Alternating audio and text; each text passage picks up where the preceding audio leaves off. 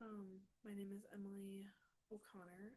I did my topic on opioids and how like the government should or shouldn't be ethically allowed to be involved in the distribution of that and things like that. So let me go ahead and share my screen, maybe. All right,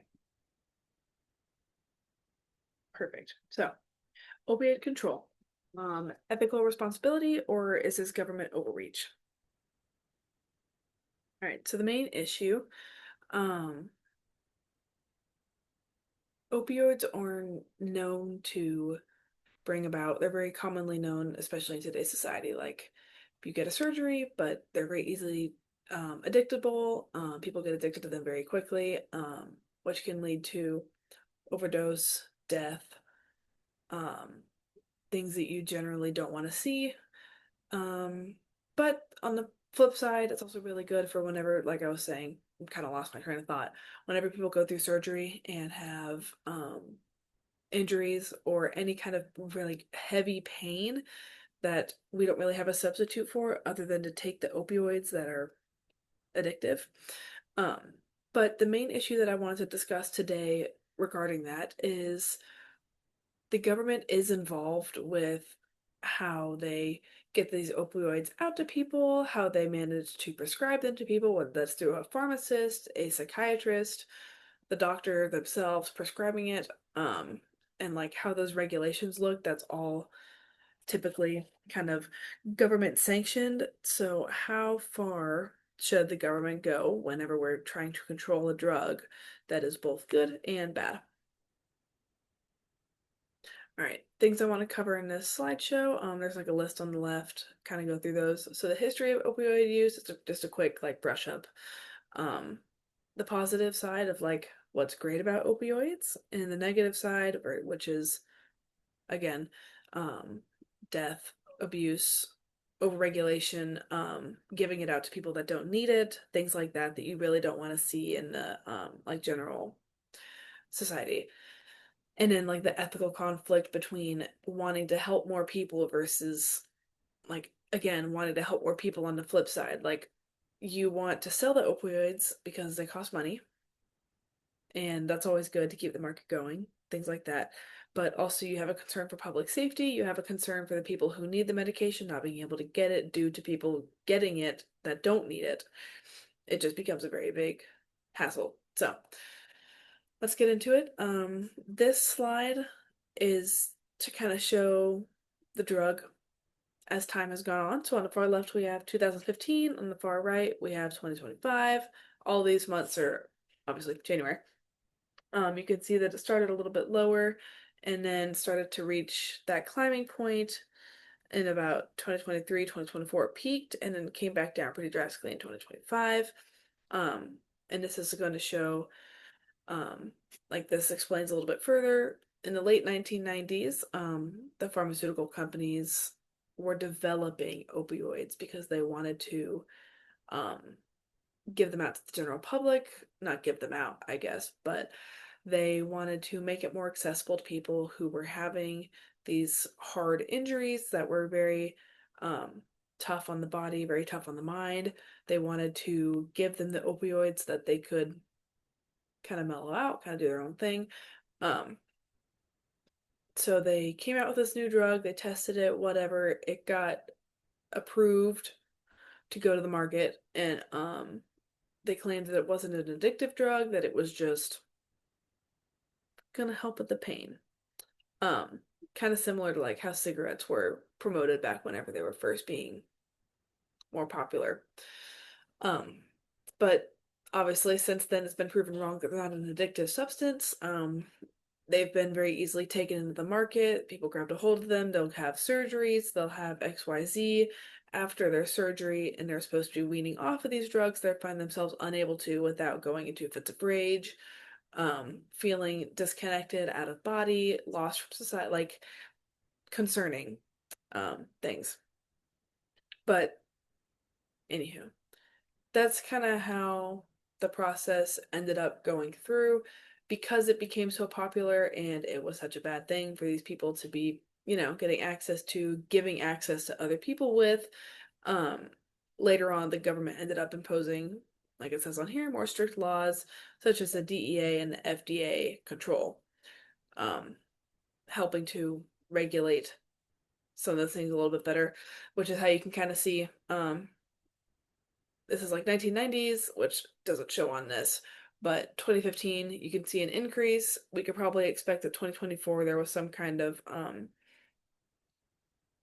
I don't even know, regulation that kind of started dropping in. You saw a lot of states, like even marijuana, started becoming more popular in 2023, 24, and then it took a sharp decline in 2025 whenever they had some more like medical backing come up for these kinds of things.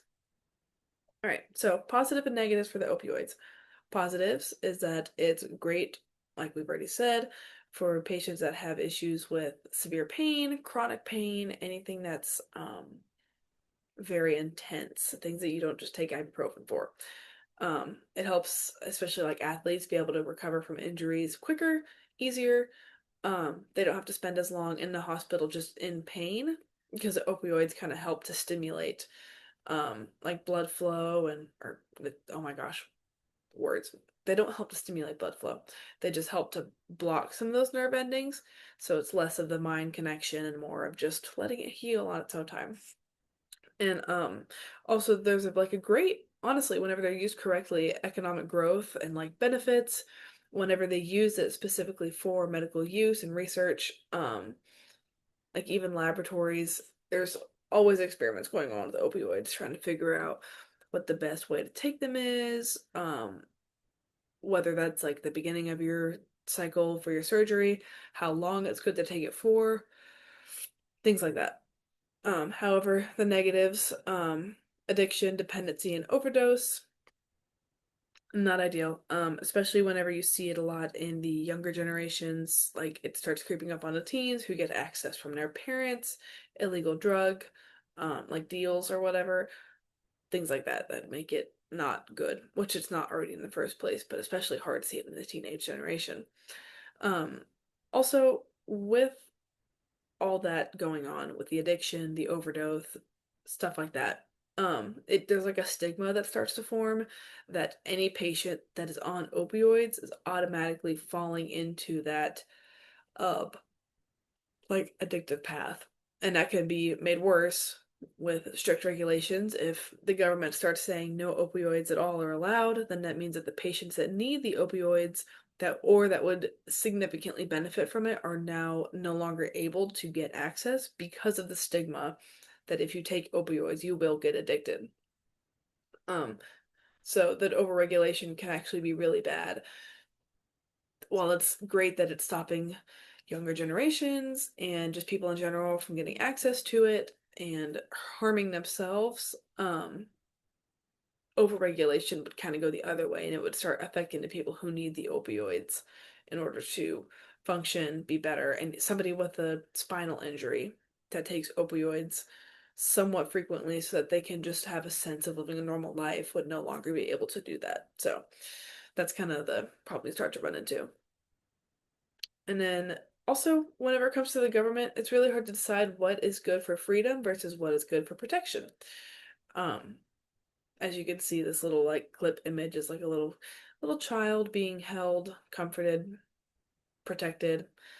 Um, it's hard to figure out if it's the government's, sorry, excuse me, if it's the government's responsibility to give freedom to its citizens and ability to do whatever they want, take whatever drugs they want, XYZ, or if it's better to protect people from things they might not know about. Or even fentanyl is a great example because fentanyl is great. If you use it in a hospital, it knocks you out, you don't feel anything, it's great.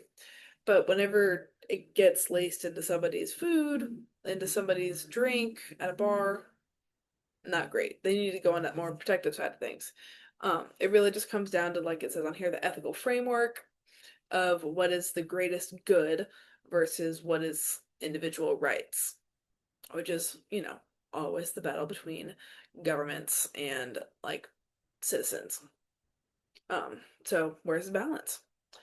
More government control means that there's less deaths to people that are just getting access to it, but people who are in long-term pain, this chronic pain, this heavy pain, it's going to prolong their suffering, it's going to make it worse. So by not dying, it's allowing some people to be tortured. I'm sorry, because they don't have access to the medication that they need. So the ethical solution is to find the balance in between.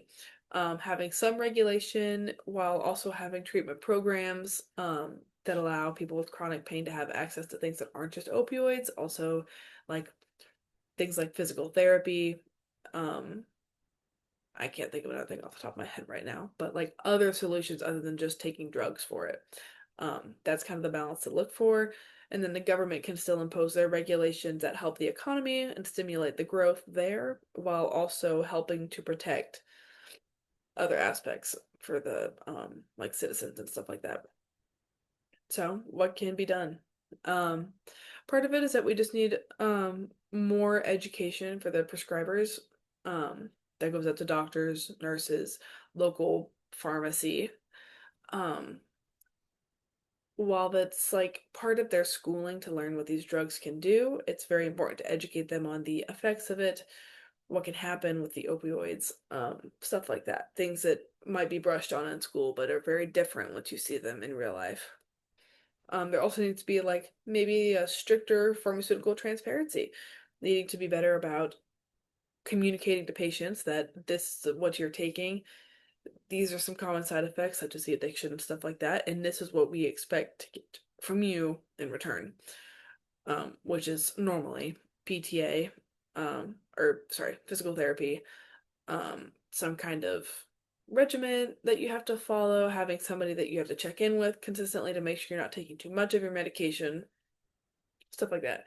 And then also we just need more funding for from the government towards mental health, addiction treatment, helping those people who are on the streets maybe, or who live at home and, can't really live life how they used to because of this addiction that runs so heavily through them, like finding ways to fund them and get them support that they need. So that's how you can find the ethical ground. It's only really ethical if you're controlling it, if you're doing it with the safety of others in mind. There's no perfect way to do it.